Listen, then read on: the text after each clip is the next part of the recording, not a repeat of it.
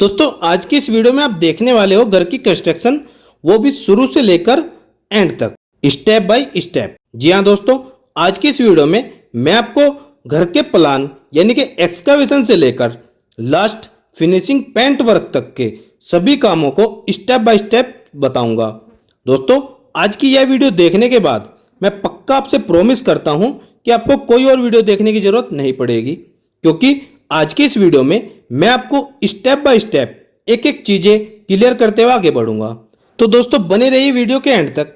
दोस्तों video start करने से पहले आपसे छोटी सी रिक्वेस्ट है कि प्लीज वीडियो को लाइक, शेयर और सब्सक्राइब करना न भूलें। चलिए दोस्तों ज्यादा देर न करते वीडियो को स्टार्ट करते हैं। तो सबसे पहले हम बात करते हैं घर के प्लान की। तो घर का प्लान आप किसी आर्किटेक्ट इंजीनियर से पहले ही बनवा ले, ताकि आपको प्लान में कोई भी चेंजेस करने हो तो वो है भी पहले से ही करवा कर रखे। मतलब आप अपने हिसाब से रिवीजन करा ले और जब आपका सेटिस्फेक्शन हो जाए तभी आप घर का कंस्ट्रक्शन स्टार्ट करें। और प्लान के साथ ही आप अपने खिड़की और दरवाजों की ड्राइंग या स्ट्रक्चरल ड्राइंग वगैरह भी पहले से ही ले लें। अब नेक्स्ट स्टेप आता है लेआउट। जी हाँ दोस्तों, लेआउट आपका वही इंजीनियर करता है जिससे आपने ड्राइंग या फिर घर का प्लान बनवाया हो। दोस्तों मैं हमेशा बोलता हूं कि आपका 20 से 25 हजार रुपये तो खर्च होता ही है। इसका फायदा यह होगा कि एक तो आपकी सिरदर्दी नहीं रहेगी, और अगर आप ठेकेदार के भरोसे सब कुछ छोड़ दोगे तो बाद में आपको पता चलता है ठेकेदार की गलतियों के बारे में। इसलिए आप घर बनवाते हुए किसी सिविल इंजीनियर से कंसल्ट जरूर करें और समय समय पर इंजीनियर की विजिट कराते रहे। अब नेक्स्ट स्टेप आता है लेआउट के बाद एक्सकावेशन। तो दोस्तों एक्सकावेशन आप मैनुअली भी करा सकते हो या जेसीबी मशीन से भी करा सकते हैं। मैनुअली कराने का यह फायदा होता है कि आपको जितना साइज एक्चुअल चाहिए होता है आप उतना ही एक्सकावेशन करा सकते हो, और जेसीबी वगैरह से समय तो कम लगता ही है, साथ ही खर्च भी कम आता है। और अगर आपको प्रॉपर एक्चुअल साइज का एक्सकावेशन कराना है तो आप मैनुअली कराइए। इसमें जिस साइज का भी फुटिंग होगा लेबर प्रॉपर वही साइज का एक्सकावेशन आपको करके देगा। जब यह प्रोसीजर कंप्लीट हो जाता है तब आता है हमारा पीसीसी का काम। तो पीसीसी आपको M10 करना है, मतलब आप पीसीसी 1-3-6 के रेशो से करें, जिसमें आपका 1 तसला सीमेंट, 3 तसला बालू और 6 तसला एग्रीगेट यानी कि गिट्टी रहेगा। इससे कम ग्रेड का आप पीसीसी बिल्कुल ना करें। अब इसके बाद अगला स्टेप आता है हमारा कॉलम या फुटिंग की मार्किंग। जी हाँ दोस्तों, पीसीसी करने के कम से कम 12 घंटे बाद आपको कॉलम फुटिंग मार्किंग करके अपने फुटिंग का जाल बांध देना चाहिए। उस पर ऐसे कॉलम को खड़े करें जैसे कि आप वीडियो में देख पा रहे हैं। दोस्तों कॉलम को प्रॉपर अच्छे से सपोर्ट दे, ताकि फुटिंग की कंक्रीट करते हुए या वाइब्रेटर का यूज करते हुए कॉलम इधर उधर न खिसके। तो यह चीज भी आपको ध्यान रखनी है। अब यहां तक का काम होने के बाद आता है हमारा पेडिस्टल वर्क। तो दोस्तों पेडिस्टल का काम करने से पहले आपको यह ध्यान रखना है कि आपको पेडिस्टल की प्रॉपर शटरिंग करनी है, और फिर आपको उसकी कंक्रीट अच्छे से करनी है। और कंक्रीट करते हुए आपको वाइब्रेटर का तो यूज करना ही करना है, तो इस बात का भी आपको ध्यान रखना है। इन सब के बाद हमें अगला काम करना होता है फुटिंग या कॉलम की बैक फिलिंग। तो दोस्तों ध्यान रहे कि बैक फिलिंग करते हुए आपको वाइब्रेटर मशीन का यूज करना है, या आप इसमें थोड़ा थोड़ा 1-1, 2-2 फीट का फिलिंग करें और उसमें पानी छोड़ते रहे। ऐसा करने से आपकी सोयल अच्छी तरह से बैठ जाती है, जो बाद में आपको प्रॉब्लम नहीं देती। अब यह सब प्रोसीजर होने के बाद हमें प्लिंथ बीम का सरिया बांधना होता है। दोस्तों जब सरिया बनता है तो आपको ध्यान देना है कि आपका प्लिंथ बीम रोड से कम 2 से 3 फीट ऊपर हो। दूसरा, प्रॉपर तरीके से प्लिंथ बीम का सरिया बंधे, वह भी ड्राइंग के अकॉर्डिंग। दोस्तों बेहतर होगा कि आप अपने सिविल इंजीनियर से चेक करा ले, उसके बाद ही प्लिंथ बीम की कास्टिंग करें। और प्लिंथ बीम कास्टिंग यानी कि ढलाई करते हुए यह जरूर ध्यान रखें कि आपको प्रॉपर वाइब्रेटर का यूज करना है, और कास्टिंग के ढलाई के नेक्स्ट डे आपको अच्छी तरह से उसकी क्यूरिंग करती रहने हैं, वह भी कम से कम 10 दिनों तक। अब दोस्तों इसके बाद जो हमारा अगला काम होता है वह होता है डीपीसी को प्रोवाइड करना। जैसा कि आप नाम से ही समझ पा रहे हो, डीपीसी यानी कि डैम प्रूफ कोर्स। दोस्तों जिस घर में डीपीसी दी जाती है वहां पर सीलन आने के बहुत कम चांसेस होते हैं। जैसे कि आप वीडियो में देख पा रहे हैं, कुछ ऐसे आपकी दीवारें खराब होने से बचेगी। आपका पेंट, प्लास्टर सुरक्षित बना रहेगा। अब दोस्तों बहुत लोगों का यह क्वेश्चन रहता है कि डीपीसी किस लेवल पर दे। तो दोस्तों आपको हमेशा डीपीसी अपने फिनिशिंग फ्लोर लेवल से ठीक 1 या 2 इंच ऊपर देनी चाहिए।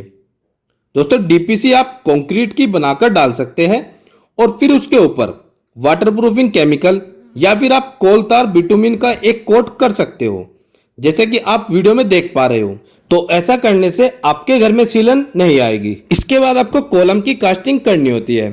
तो दोस्तों कॉलम को आपको लोहे के फर्मे से या फिर प्लाई बोर्ड के फर्मे से ही भरना है। ऐसा नहीं कि आप इधर उधर फट्टा वगैरह लगाकर भरे, वह बिल्कुल गलत है।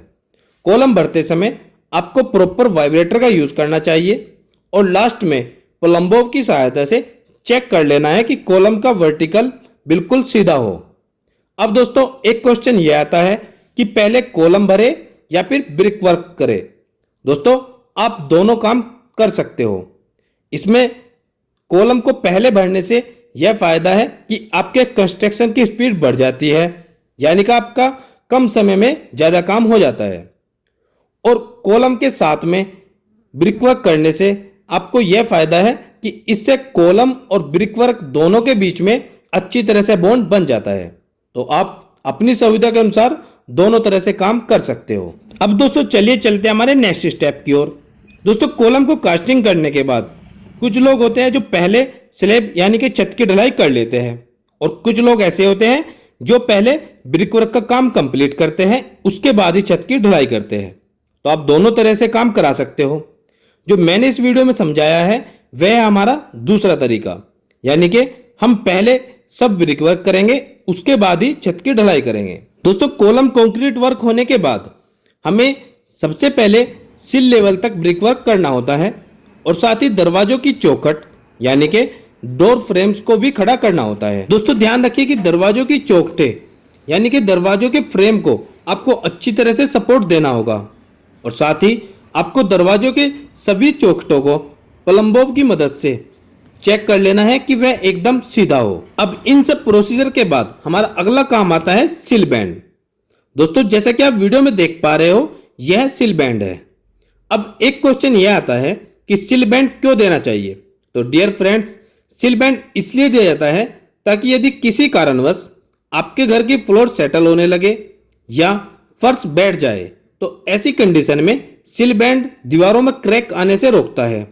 और दूसरा, सिल बैंड ऊपर से आने वाले लोड को भी इक्वल पूरी दीवार पर ट्रांसफर कर देता है, इसलिए दीवारों में क्रैक आने के चांसेस बहुत कम हो जाते हैं। अब अगला स्टेप आता है हमारा brick work up to lintel beam. जी हाँ दोस्तों, हम लिंटल बीम तक का ब्रिक वर्क कंप्लीट करेंगे और साथ ही इस लेवल पर आने वाली सभी खिड़कियों को ब्रिक वर्क के साथ ही फिक्स कर देंगे। इसके बाद घर की सभी दीवारों पर लिंटल बीम देना होता है। लिंटल बीम खिड़की और दरवाजों के ठीक ऊपर दिया जाता है।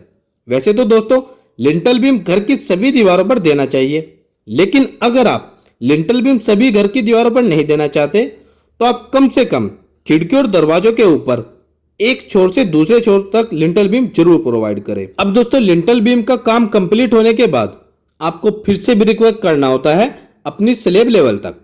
तो इसके बाद आप स्लैब लेवल तक का ब्रिक वर्क कंप्लीट करें। इसके बाद आप स्लैब की शटरिंग शुरू कर सकते हैं। दोस्तों ध्यान रहे कि स्लैब की शटरिंग करते हुए शटरिंग में बहुत ज्यादा गैप न हो, नहीं तो छत ढलाई के समय उसी गैप से कंक्रीट नीचे गिरेगा, इससे आपका मटेरियल की वेस्टेज होगी। और साथ ही आप ध्यान रखें कि आपकी शटरिंग में लगने वाली बल्लियां वगैरह वह बिल्कुल सीधी रहे। अब स्लैब शटरिंग कंप्लीट होने के बाद आप छत में सरिया बनाने का काम स्टार्ट कर सकते हैं। दोस्तों सरिये को आपको प्रॉपर डिजाइन से बाइंडिंग कराना होगा या आप अपने सिविल इंजीनियर से विजिट जरूर कराएं और सरिये की चेकिंग करा ले। अब इन सब के बाद आपका इलेक्ट्रिकल कंडक्टिंग पाइप का काम आता है। आप ध्यान रखें कंडक्टिंग पाइप किसी अच्छी कंपनी का ही यूज करें जो स्लैब पर काम करते हुए लेबर के चलते फिरते हुए ना टूटे। बाइंडिंग वायर से अच्छी तरह से पाइप को अच्छी तरह बांध भी ले और लाइट बॉक्स, फैन बॉक्स सभी को साइड से टेपिंग कर दे ताकि इसमें कंक्रीट न घुसे। अब दोस्तों शटरिंग वर्क, स्टील वर्क और इलेक्ट्रिकल कंडक्टिंग वर्क कंप्लीट होने के बाद अब आप छत ढलाई का काम करा सकते हो। दोस्तों छत ढलाई करने से ठीक एक दिन पहले आपको गिट्टी, बालू, सीमेंट और पानी, इन सब की व्यवस्था पहले से ही कर लेनी चाहिए। अब दोस्तों आता है आपका छत ढलाई करने का दिन। तो दोस्तों छत ढलाई करते समय प्रॉपर वाइब्रेटर का तो यूज करना ही करना है, और साथ ही आपको ध्यान रखना है कि कंक्रीट अच्छे से मिक्स भी हो रही है या नहीं। दोस्तों एक बात और आपको ध्यान रखना है कि आपको छत ढलाई में अच्छा मेसन बुलाना चाहिए, ताकि वह स्लोप वगैरह को अच्छे से मेंटेन कर सके और फिनिशिंग वर्क को अच्छी तरह कंप्लीट करे। अब दोस्तों छत ढलाई करने के बाद नेक्स्ट डे ही आप पूरी छत पर छोटी छोटी क्यारी बना दीजिए, और आप कम से कम 14-15 दिनों तक छत पर डेली क्यूरिंग करें, यानी कि छत पर पानी भरकर छोड़ दे। दोस्तों ध्यान रहे, कंस्ट्रक्शन स्टार्ट होने से एंड तक आपको हर रोज क्यूरिंग तो करनी ही करनी है। दोस्तों अगर आप गर्मियों के मौसम में कंस्ट्रक्ट करा रहे हैं तो आपको कम से कम दिन में 3 से 4 बार क्यूरिंग जरूर करनी चाहिए, और अगर आप सर्दियों के मौसम में कंस्ट्रक्ट करा रहे हैं तो आपको कम से कम 2 बार तो क्यूरिंग करनी ही करनी चाहिए। अब स्लेब का काम खत्म होने के बाद हमारा काम आता है प्लम्बिंग फिटिंग का। तो दोस्तों आपको प्लम्बिंग फिटिंग अच्छी तरह से करा लेनी चाहिए, चाहे इसमें आपकी बाथरूम हो, टॉयलेट हो या फिर आपकी किचन हो। दोस्तों सभी जगह पर आपको प्लम्बिंग फिटिंग अच्छी तरह से करा लेनी है। दोस्तों प्लम्बिंग का काम आप किसी एक्सपर्ट प्लम्बर से ही कराएं, नहीं तो बाद में आपको बहुत लॉस उठाना पड़ सकता है। इसलिए किसी अच्छे प्लम्बर से प्लम्बिंग का काम कराएं। ठीक इसी के साथ हमारा काम चलता है इलेक्ट्रिकल का भी। आप इलेक्ट्रिकल पाइप को दीवारों में फिक्स करा सकते हो, और साथ ही दीवारों में लाइट बॉक्स वगैरह को भी फिक्स करा सकते हो। अब नेक्स्ट होता है हमारा घर में प्लास्टर का काम। तो घर में जहां जहां पर भी प्लास्टर करना होता है वहां सभी जगह पर प्लास्टर करने से 3 या 4 दिन पहले आपको सभी दीवारों को अच्छी तरह से क्यूरिंग करना चाहिए। अगर आप ऐसा नहीं करते हैं तो कुछ ही सालों में प्लास्टर झड़ने लगता है और वह झड़कर नीचे गिर जाता है। तो आपको इस बात का भी जरूर ध्यान रखना होगा।